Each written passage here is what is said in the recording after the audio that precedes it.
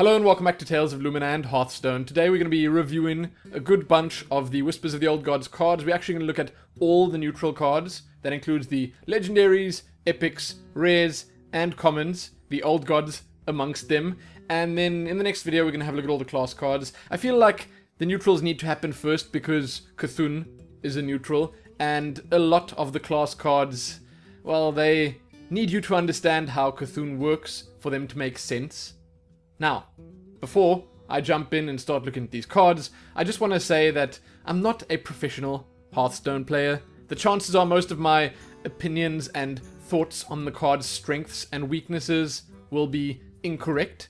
But you gotta understand that, for the most part, I'll like a card if it's fun. So if something looks fun, I'm probably gonna like it and I will, well, think more of it. That's basically the most important thing. There are a few cards that I think we'll get to a little later on that I will have, let's just say, stronger opinions on.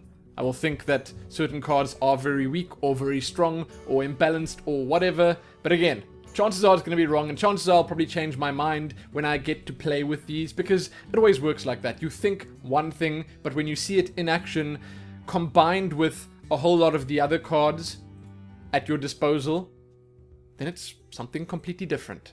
So, let's get started. The first card we're going to look at is probably the most important in the entire set, just because there are, let's count, in the neutral section at least, 8 cards that have been put into this set to purely boost this card up. This is Cthun. Now, that's just in the neutral section. There are actually a bunch of class cards that do the same kind of thing. Cthun is a 10 mana, 6/6, and he's one of the old gods. His battle cry is, deal damage equal to this minion's attack, randomly split among all enemies. That's incredibly strong when you see how it works. I mean, right now it's like 6/6. That's 6 damage split among all enemies for 10 mana. That's pretty bad. But you are meant to be building decks around this guy, and it has been said that the very first Whispers of the Old Gods pack that you open will always contain Cthun and 2 of his followers, if I'm not mistaken.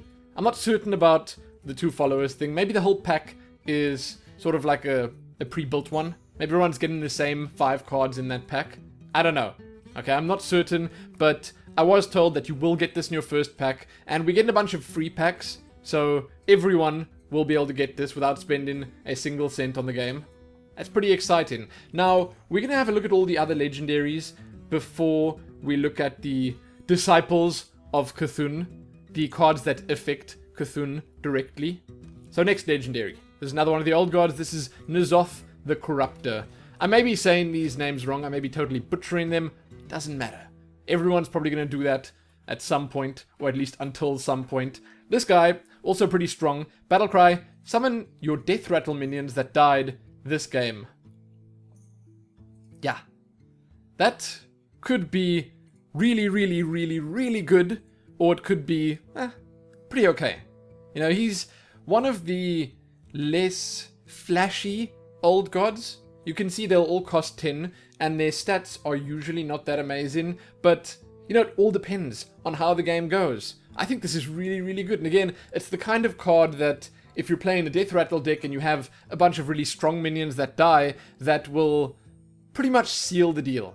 You know, if you're winning, or if you're in a, maybe even in a tight spot, but a bunch of minions have died, if you get to turn 10, or if you get some way to play this before turn 10, then, well, I don't know how anyone would be able to deal with a board full of decent death rattle minions, because even if you kill them all, they'll all have their death rattles, which will do varying things. I mean, if you think about it, just have, like, a Sylvanas in there, maybe a couple of boom bots. Now, I'm saying this with Wild in mind. Okay, I don't know what all the death rattles are. We're going to look at some more cards with death rattles, and then maybe, like, say, a Sludge Belcher. Okay, so then you play this dude, it brings Sylvanas back, who had already died, a Sludge Belcher back, maybe if 2 died, it brings 2 of them back, and then a couple of boombots. And that's quite a board. That right there is quite a board. Now, there are way better death rattles as well. I mean, if you think about it, things like Shredder. I mean, I'm bringing these up because of these imbalanced ones that we've seen so much of in the last couple of months. But you bring that back, then it's a minion with another minion inside. That's tough to deal with. So this guy is the king of sticky.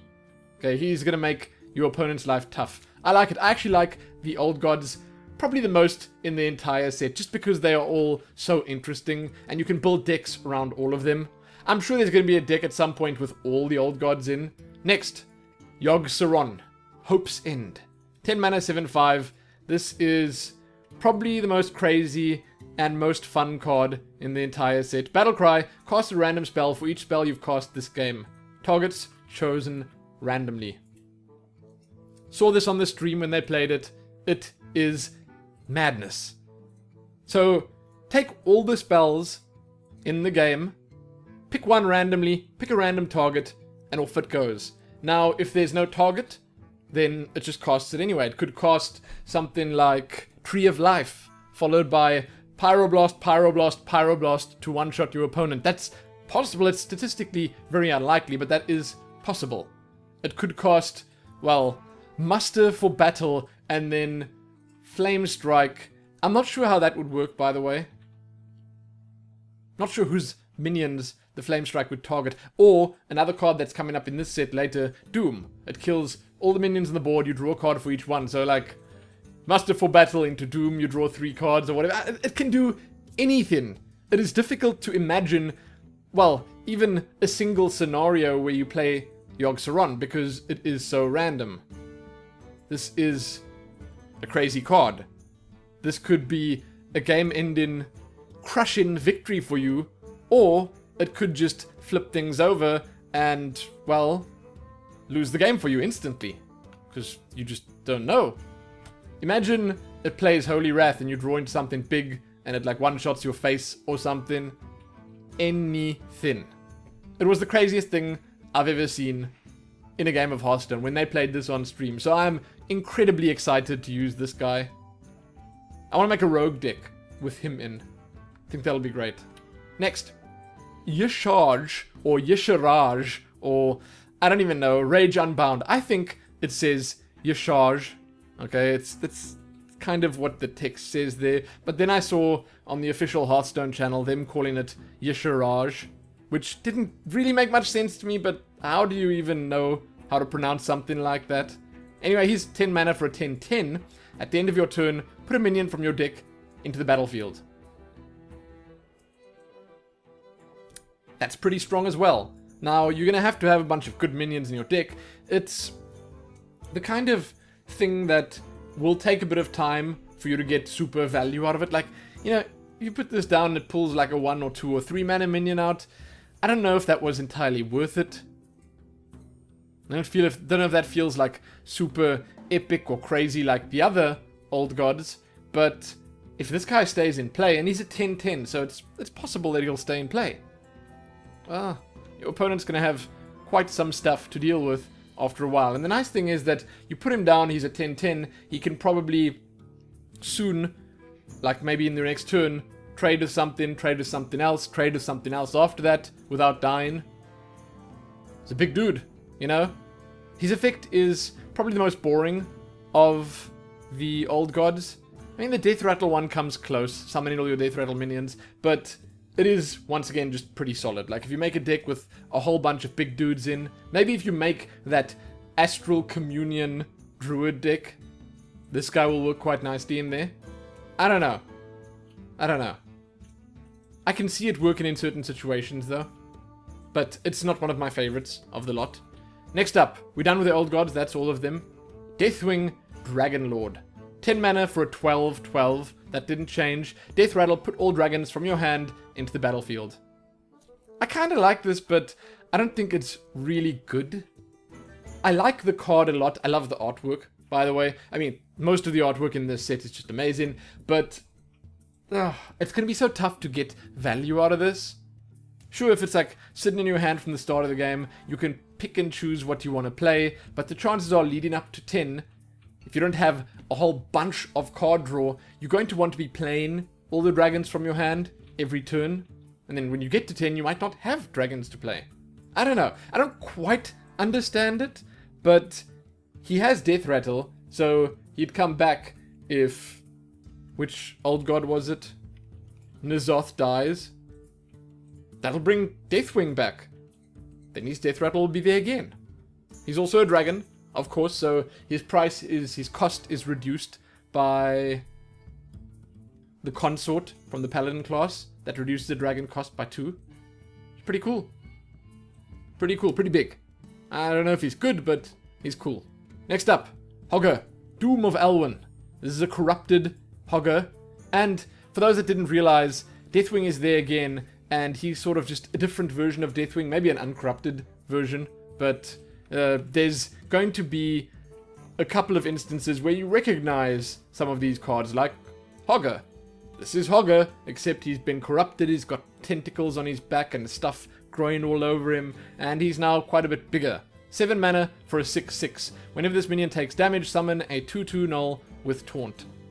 I can see this being very good in, well, quite a few decks, actually. Mostly Warrior, just because it works in a similar fashion to how Patron works. And Warrior has quite a lot of stuff that can activate this. There are actually a few new cards that we're going to look at that will activate this easily. Where you like deal a damage, like things you could look at Inner Rage as an example, or Whirlwind as an example, or Revenge as an example. All of those things work nicely with this. It's good. It's really good. And again, this synergizes nicely with Battle Rage as well. You want to be damaging your minions, drawing more cards. It's cool. I like the idea a whole lot of the corrupted guys. It's nice to see some familiar faces coming back, even if they're not looking so familiar anymore. Next up is the null that Ogre summons. You can see there it's just a plain 2 mana, 2/2 null. Also looking a little corrupted, not quite as scary as Ogre. You can see standing in Elwyn Forest there. It's cool. After that, we've got Mukla, Tyrant of the Veil. Another corrupted card. He's now 6 mana for a 5/5. He's got some eyes on his arms there. He's looking mean. Dude's looking mean. His battle cry is now add 2 bananas to your hand. So, I mean, I suppose you get in a 7/7, but you can split those last 2 1/1s wherever you want for 6 mana. Huh. It's okay. He doesn't seem amazing. I don't think he's going to be super great, but the 2 bananas, they're good. Like, you know, I'm always happy, in many situations, I'm very happy when someone tosses a banana or 2 my way with the original Mukla. Just because you can use them. It depends on what deck you're playing, of course. If you like a rogue or something who wants to combo stuff, that's great. If you're a tempo mage, that's even more great. There are lots of different interactions and synergies that you could try and work out and use those bananas to activate. So it's not terrible. It's okay. It's okay. Next up, Nat, the Dark Fisher. This is a corrupted Nat Pagal. As you can no doubt see, he's a 2/4, so he's actually got some stats. And at the start of your turn, start of your opponent's turn, they have a 50% chance to draw an extra card. So it's the same effect, but inverted. You put this down, and then there's a 50% chance for them to draw as soon as their next turn starts, which is immediately. But you get in a 2/4 for 2, which is really good. And I suppose this could work in something like a mill deck. Make your opponent draw faster, deal 2 damage. It's a biggish body on the board. It's a cool idea. I like cheap legendaries. I'm a big fan of cheap legendaries. One of my favorite cards, the entire set's coming up soon. A cheap legendary. I like this one. I like it a lot. And the card art is great as well.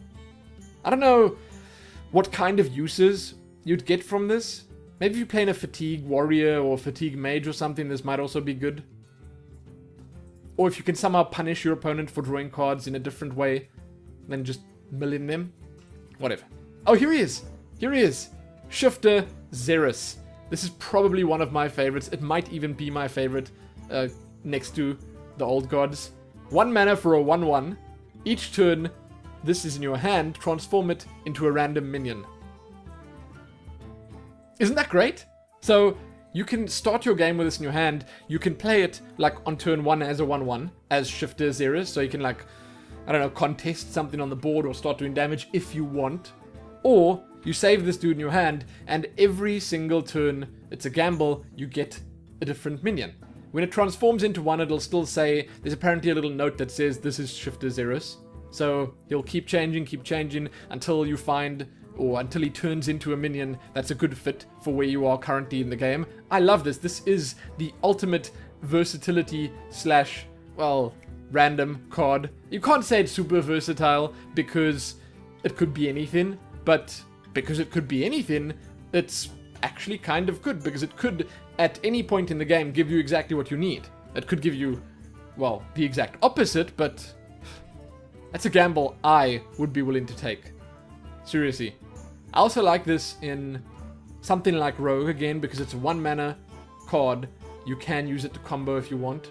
Just if you need to play something quickly to combo. Or, as a 1/1 or 1 mana card, it could synergize with a few things. Things like Hobgoblin, as an example, you know. Next up, Sogoth the Slitherer. 9 mana for a 5/9, taunt, can't be targeted by spells or hero powers. I like this guy. I think this is a pretty good card, actually. I mean, just think of the synergy between something like this and the old god that summons. It's going to take me a while to get these names down. Mr. Rage Unbound, Yasharge. Imagine he pulls this out. That's the most difficult minion in the game to remove, right? Because you can't fireball it, polymorph it, you can't ping it with a you can't do anything to it. You have to throw minions at it until it dies. I suppose you can Flame Strike 3 times and that'll kill him.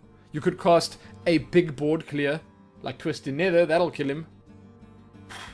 But he's strong. And he looks big, right? Look at how big he is. If you look down by his knee, there are actually some dudes on the little cliff there. On an outcropping. That's how big he is. He's massive. Yeah. 5/9. I like that dude. Next up, the Boogie Monster. 8 mana for a 6/7. When this attacks and kills a minion, gain +2/+2.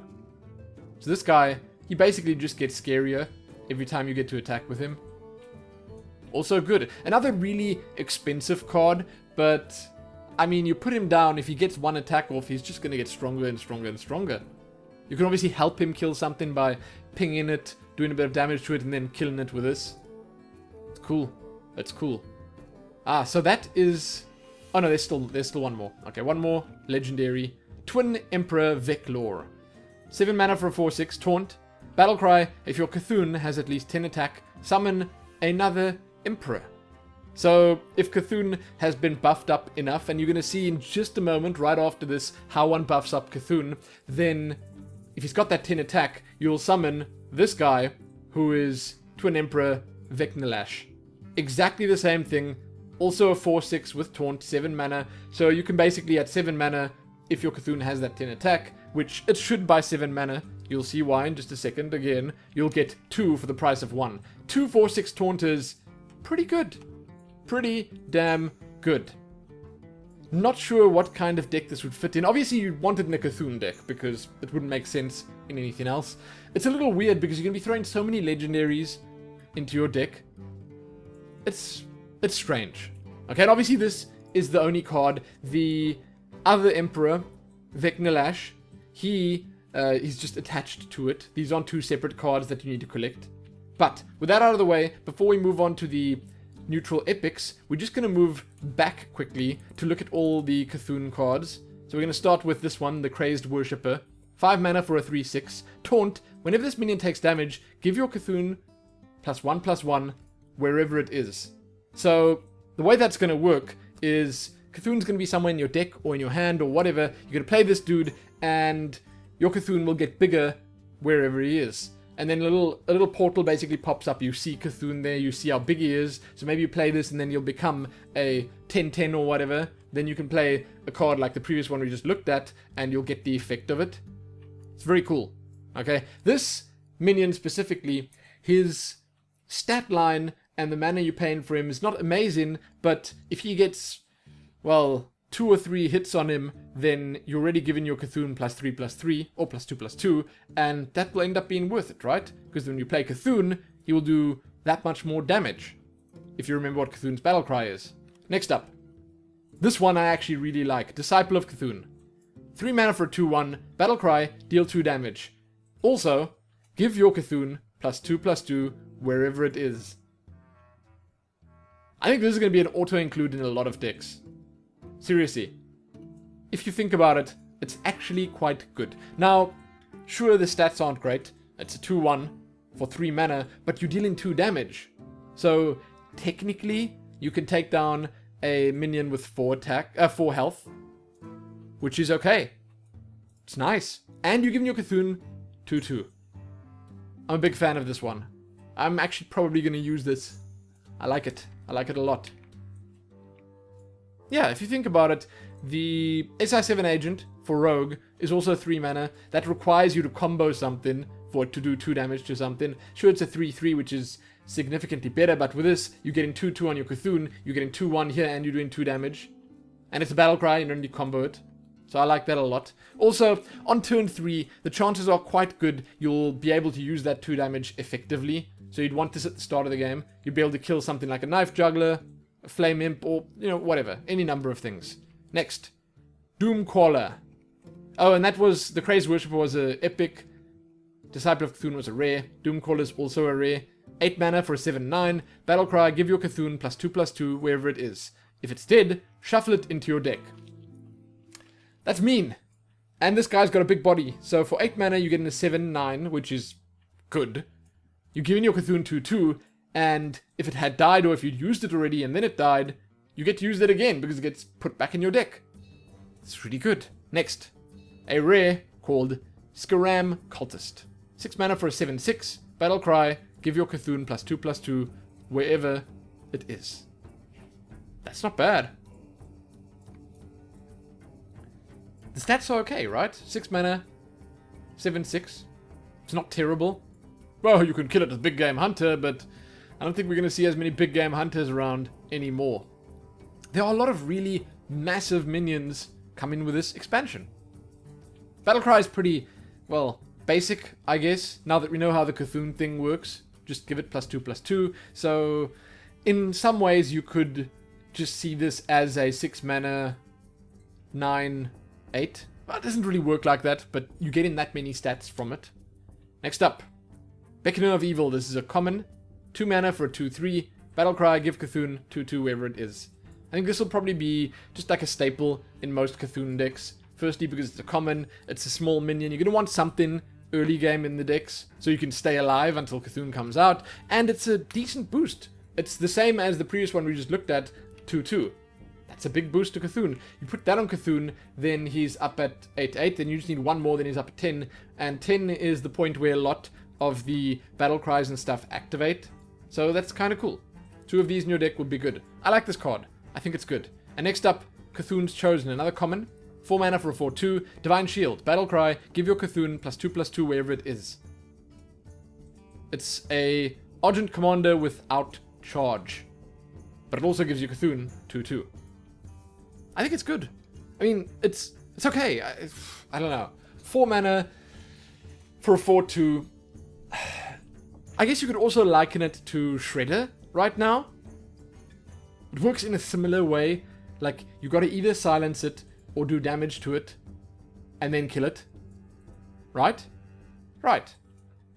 It's got Divine Shield. It's gonna synergize with a couple of things because of that. And then again, 2-2 for Cthulhu. It's okay. It's okay. Again, these minions, the ones we're looking at right now, will only really be super good or useful in Cthulhu decks. Because otherwise that +2/+2 is going to be a bit of a waste, right? So, yeah. Twilight Elder is the next card we're looking at. 3 mana for a 3-4 at the end of your turn. Give Cthulhu +1/1 wherever it is. I like this card quite a lot. Maybe even more so than the previous 2 because of the 3 mana 3-4 stat line. Like, that's good. That's a spider tank, but instead of it being a mech, it gives your Cthulhu +1/+1 at the end of the turn. So if you keep this guy alive, it'll stack up eventually. And also, you at least get that 1/1 at the end of the turn that you play this guy. So I like this a lot. I think this is going to be even better than Beckoner of Evil and Cthulhu's Chosen and most of the others, just because it's such a solid early game drop. I like it. Next, Twilight Geomancer. This one's slightly more interesting, because it does something different to Cthulhu. 2 mana for a 1-4. Taunt. Battlecry, give your Cthulhu taunt wherever it is. It's okay. So when you play Cthulhu, he's going to protect your board and your hero and stuff when it comes out, because he'll have taunt. It's pretty simple. It's nice. in terms of stats. Like 2 mana for a 1/4 is actually not terrible. It's like a Wormrest Agent without the proc, but it's got the taunt, right? And on 2, this can deal with some stuff. It's a very defensive card, right? So you're not going to be able to kill anything with more than 1 health with it, unless you attack it twice or whatever, but it's cool. I like it. It's okay. I don't know. I don't know. I'm saying it's cool. I'm not saying it's great or good or whatever. I'm just saying I like the idea that you can give something other than just stats to Cthun. Then we're back at the Crazed Worshipper. So that's all the Cthun cards in the neutrals. Now we can move on to all the neutral epics that aren't Cthulhu's followers. So I wanted to just get those out of the way because they're all sort of the same. So here is the Ancient Harbinger. 6 mana, at the start of your turn, put a 10 cost minion from your deck into your hand. Now, this is 6 for a 4/6. It's an epic. It's interesting in that way. You can use this to fish for your old god. If your old god is the only 10 mana minion in your deck, you can fish for it, get it in your hand. It doesn't put it into play though, so you're still gonna have to play it for 10 mana, but there might be some cool interactions you can do with this, with stuff like, is it not Call of the Ancients, that spell that Shaman has that puts a minion from each player's hand into the game, onto the board. You could use that, maybe. Huh. It also procs every single turn, so you'll be fishing out a 10 mana minion every single turn. It seems okay, not great. It's pretty overpriced for the stats that you get. Well, it's reasonable for the stats that you get. It's not amazing. But you get to draw a lot of big cards, so if you get into the late game and you have something like this down, that's good. That's really good. But it is also at the start of your turn, right? Not at the end. So you play this, it might not survive, it might not do anything. Next. This. Blood of the Ancient One. 9 mana for a 9/9. If you control 2 of these at the end of your turn, merge them into the Ancient One. This is an epic, and this is the Ancient One. The Ancient One is a 30/30. That's crazy. It's just a vanilla 30/30. There's no text or anything, but he's at 30/30. If you get this out, you'll one-shot anything. And he must be super massive. This is by far the biggest dude in the entirety of Hearthstone right now. 30/30. It's obviously quite tough having 2 9/9s out, but I mean, maybe this is going to be the rise of Aviana Druid or something, because obviously with something like that, you could get the expensive things out really quickly. It's a cool idea. I will just say that if anyone ever happens to get 2 of these out against me and they get the Ancient One out, I'll definitely let them kill me with it, because it would be an honor. Seriously, it would be so cool to see that happen. I'm very keen to see if there's an animation or whatever, if they like have a cool effect that happens. I don't see it as a super good card, because it's very, very tough to pull this off. You need both of them in play at the same time. You know? But, man, there are some cards that could synergize with this. We'll see some of them as we go on. There you go. Ancient One, Blood of the Ancient One. Next up, Cyclopean Horror. This is an epic 4 mana 3/3. Taunt. Battlecry, gain 1 health for each enemy minion. I like this a lot. I think this is pretty cool, and I think this is going to be a good tool against aggro decks that work sort of similarly to Zulok or whatever, because Zoo usually floods the board really quickly early on, and this is going to be protecting you for more per minion. So if things are looking super grim and they have like 5 minions out, he'll get +5. He'll be a 3/8 with Taunt. It's kind of good. I'm actually a fan of this card. I like this card, and I think that I'd probably use this card in certain decks. Very interesting and a little freaky, the art there, but it's a cool card. Next, the Dark Speaker. 5 mana, 3/6. Battlecry, swap stats with a friendly minion. This is a weird one to understand. So, what this actually ends up being is, you get to give a friendly minion whatever it is. Maybe if you're a shaman, you can do it on a totem. 3/6. And sort of charge on that. I don't know. It's tough to explain it properly, but you give the stats to a different minion. That minion, if he was already in play, he can immediately attack with those stats. So it's a bit of a surprise, you know, to your opponent or whatever, if you play something like this. Also, you swap. So if you swap with like a totem, this guy will be like a 0-2 or 0-3 or whatever the totem is. You can't really use it to heal, but you can use it to keep something alive that you want to stay alive. So say they worked something important down to a low hit point, and in the next turn they were going to kill it, you could play this to save it. It's very niche, but it's an interesting effect. Next, Faceless Shambler. Taunt, Battlecry, copy a friendly minion's attack and health. 4 mana for a 1-1 with Taunt. This is an epic, cool artwork, and I don't know. It's a bit of a win more card in the sense that you gotta copy a friendly minion's attack and health. So you gotta actually have something on the board to copy and you get Taunt on it. It's 4 mana, so you could get a lot of value out of it if you have something big out and you get that big size plus the Taunt. But I don't know. I don't know if people would actually use something like this. Next up, Scaled Nightmare. This is a dragon. This is a 6 mana 2/8. At the start of your turn, double this minion's attack. Now imagine you put this down, 6 mana, put Blessing of Might on it, it goes up to a 6/8, then at the start of your next turn it'll be a 12/8. Then it'll be a 24/8. 48/8. That's quite cool. I like the idea of it. Okay? But obviously this with 2 attack, I suppose it's susceptible to Cabal Shadow Priest. Imagine stealing this with the Shadow Priest. Oh my god, that's like the jackpot. Artwork is once again really, really cool. And I like that they added dragons. But I don't know. I don't know how well this would work. If you're not playing as a priest, it'll probably be pretty good. Because, well, even doubling it to 4 makes it pretty decent. Makes that it can trade with some stuff. And 8 health is a lot. Even for 6 mana, it's quite a lot. Next, the Twilight Summoner. Oh, 4 mana for a 1-1. Death Rattle. Summon a 5/5 Faceless Destroyer. Okay, it's an epic card.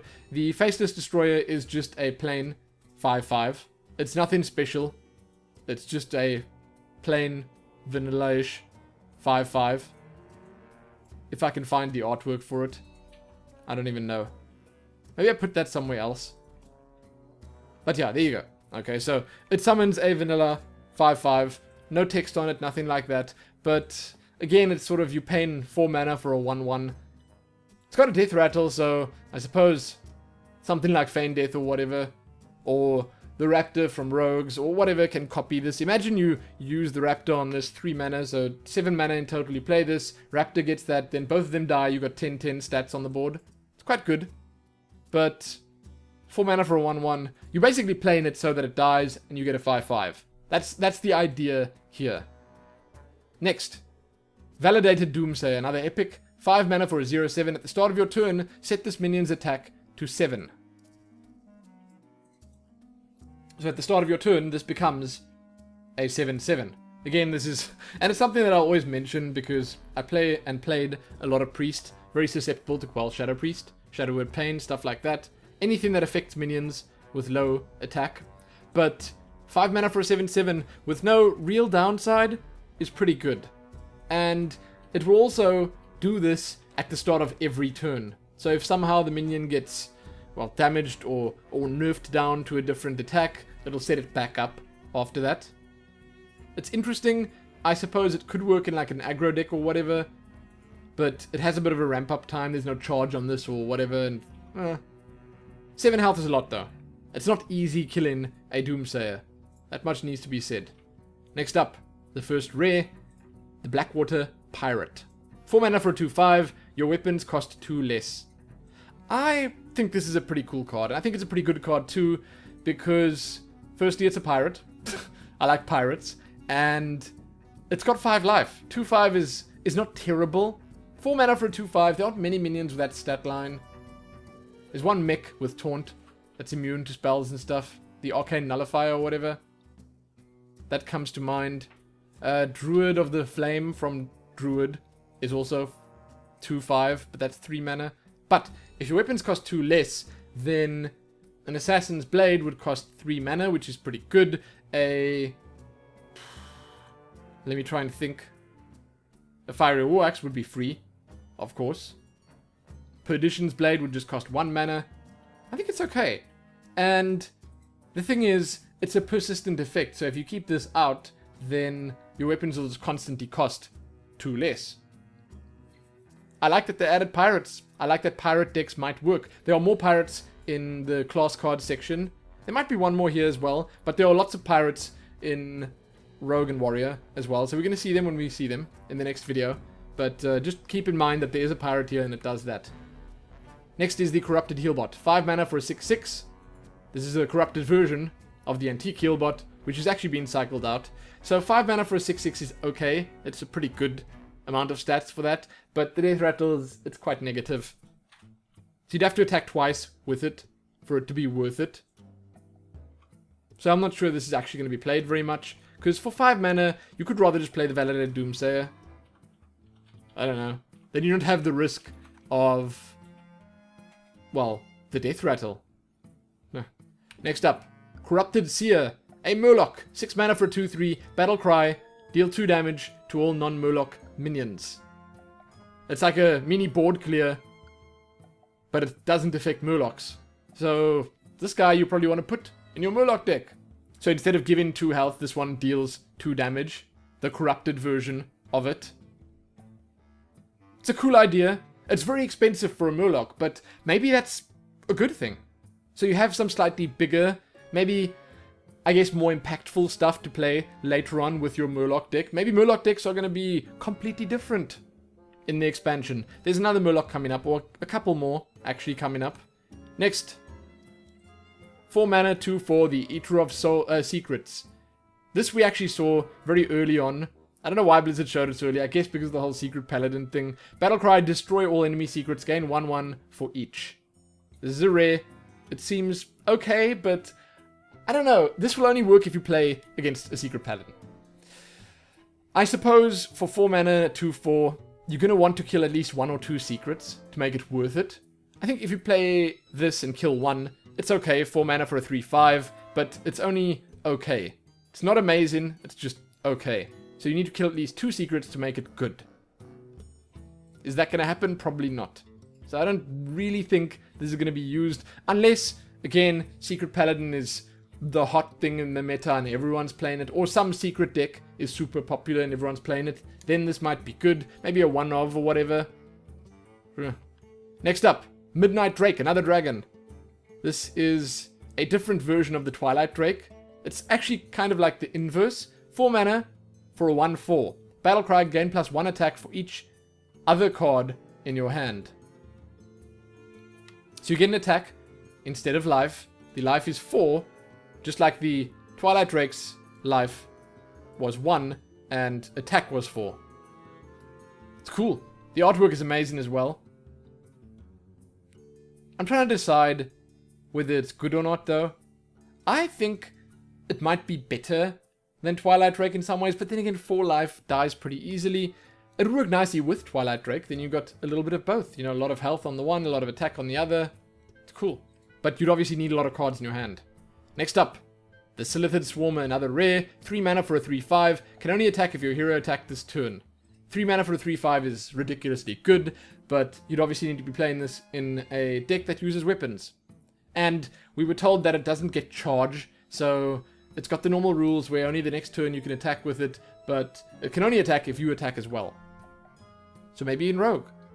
You know, it's got a good stat line, and it's just 3 mana. That's really cheap. I like it. I like it a lot. Aberrant Berserker. 4 mana for a 3/5. This is the first common we're looking at here.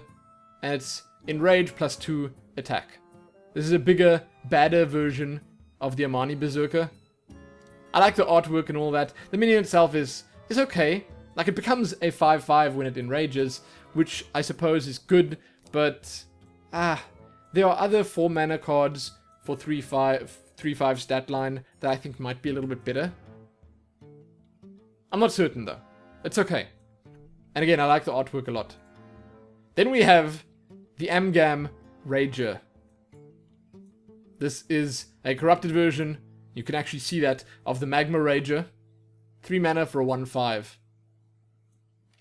I don't have much to say about this. Blizzard are funny for putting it in. I suppose in the next one we're going to see the corrupted or an inverted version of the Ice Rager. 3 mana for a 2/5. Just because they're funny like that. Next, another Murloc. This one's a common. This is the Bielfin Tidehunter. 2 mana for a 2/1. Battlecry, summon a 1/1 ooze with Taunt. Pretty cool. I like this quite a lot. And it's worth noting the ooze is not a Murloc. Okay, so you're playing this, you're only getting the 1 Murloc out of the 2. Corrupted version of the Murloc Tidehunter. The standard one that summons a 2/1 Murloc along with it. Oh no, 1/1 Murloc along with it, right? Well, how does that work? I can't even remember that card. But it's a corrupted version of that. It looks damn scary. And it's nice that it summons a ooze with Taunt. Sometimes you want to protect your Murlocs. This guy does it. So I think he's very good. Well, pretty good. Again, he's a Murloc, so chances are if you're going to play him, you're going to play him in a Murloc deck. Here's the ooze. Look at him. That's the most determined ooze I've ever seen.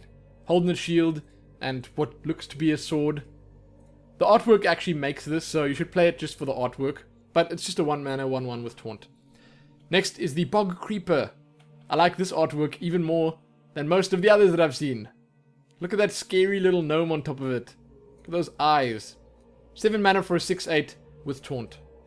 Pretty straightforward, you know, just like the normal Bog... What was it called? I thought it was called the Bog Creeper. The original one that's like, what is it? A 3/6 with Taunt for 5 mana. Just a bigger version of that. So I guess it's okay. Next up is the Cult Apothecary. 5 mana for a 4/4, so a common battle cry. For each enemy minion, restore 2 health to your hero. I mean, it's good, it's okay, it's like, it's decent, but for it to get good value, you're gonna need more minions on your opponent's side than just 1 or 2. Because 5 mana for a 4/4 might just end up not being worth it, I suppose. But it's okay. Okay. Here's a Dusk Boar. 2 mana for a 4/1. Is this like straight up power creep of something? I don't think so. I don't think there's anything. For 2 mana, what is there? Oh, well, like a Magma Rager is 3 mana for a 5/1. This is, I suppose, better than a Magma Rager. That's a strange one. It is a beast, however, so maybe it'll find a place in a hunter deck. But it's very weak. With just 1 life, it'll die to pretty much anything. Next up, we have the Eldritch Horror. This is 8 mana for a 6/10. Just plain. Nothing else. You know, they have to add stuff like this in most of them. It's a really big minion. That's what it is. I don't know if it's significant in any way, but there you go. Then we have the Evolved Cobalt. 4 mana for a 2/2, spell damage plus 2. I don't think this is good at all. I think it's pretty bad, but it is spell damage plus 2. And it's just for you, unlike the Moonkin that Druids got, which was 2 spell damage for everyone. There's nothing much to say about this. I don't think anyone will ever play it, but it is 2 spell damage. That's the first neutral minion that has more than 1 spell damage. Then we have the Faceless Behemoth. 10 mana for a 10/10. Vanilla, plain, common card. Nothing special about it. It's just a big dude. I thought at first that this was summoned by something, but it doesn't seem like it. I don't know, because it's actually got its rarity there and everything. It's just... I don't know. Next up is the Grotesque Dragonhawk. 7 mana for a 5/5, and it's got Wind Fury. This is a corrupted version of the smaller Dragonhawk, which is 1 mana for a 1/1 with Wind Fury, right? This one is 7 for a 5/5 with Wind Fury. It's also a beast, and I suppose if it gets just 1 turn to attack, that's 10 damage, or potentially like a whole lot more. It's bad, but it can be good, I suppose. Then we have the Infested Tauren. 4 mana for a 2/3.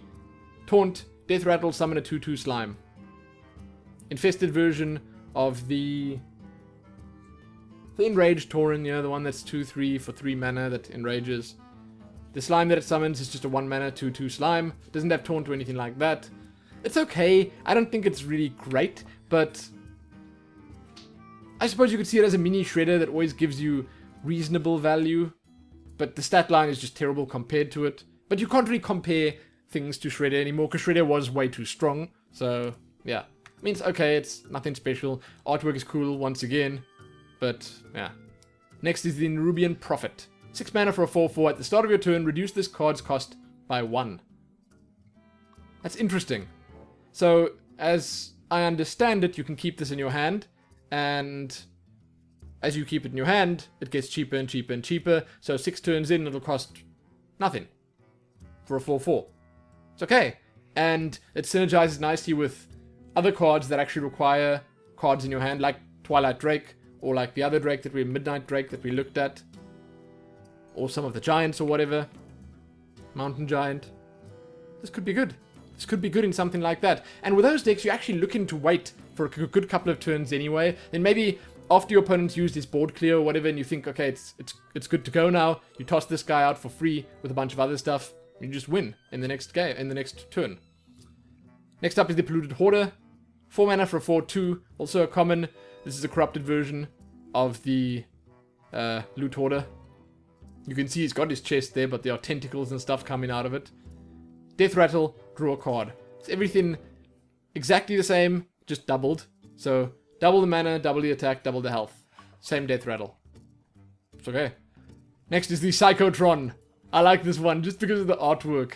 It's crazy. 5 mana for a 3/4, Taunt, Divine Shield. And it's probably going to be super annoying. It's also a mech. It's good that they're throwing us at least some mech bones. You know, some decent mechs. And it does look like a Psycho. Look at it. This guy is totally metal. With a guitar, the crazy hair. I'm assuming those are tentacles, but also loudspeakers. Very Mad Maxi circus vibe going on here.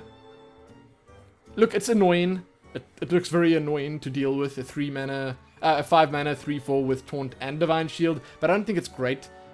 It could work quite okay in a mech deck. Maybe like Mech Mage right now is... Toss that in there, it might be okay with it. Next up, Spawn of N'Zoth. Oh, isn't this guy just the cutest? Look at that artwork. It reminds me of Shifter Xeris. Maybe they're brothers or something. 3 mana for a 2/2. Death Rattle. Give your minions +1/+1. It's reasonable. If you're playing it in like a token deck or something, it's pretty reasonable. It's not amazing, but if you have stuff to leverage Death Rattles, then that might end up being much better or much more of an asset to you. So, yeah, it's pretty okay. The Squirming Tentacle is next. 3 mana for a 2/4 with Taunt. That's it. It's actually not terrible. 3 mana for a 2/4, and it's got Taunt. It's not a, like, beast or anything, because it's just a tentacle. It's probably one of the old gods' tentacles, but it's not terrible.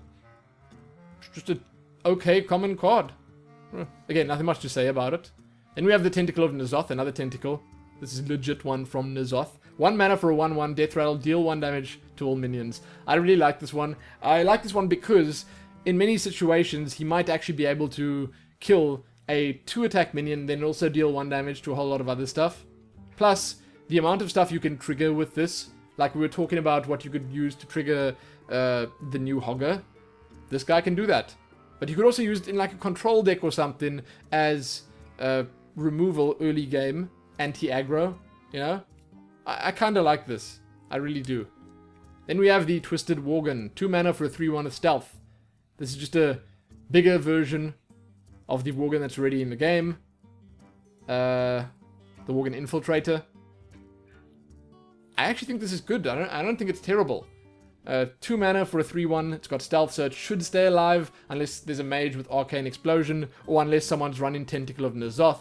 And it's a guaranteed 3 damage for 2 mana in that situation. It could even be more. Also, once again, the artwork is very scary. Then we have the Zealous Initiate. Death Rattle. Give a random friendly minion +1/+1. This is a 1 mana 1/1. Also kind of a big fan of this, just because I like cheap cards.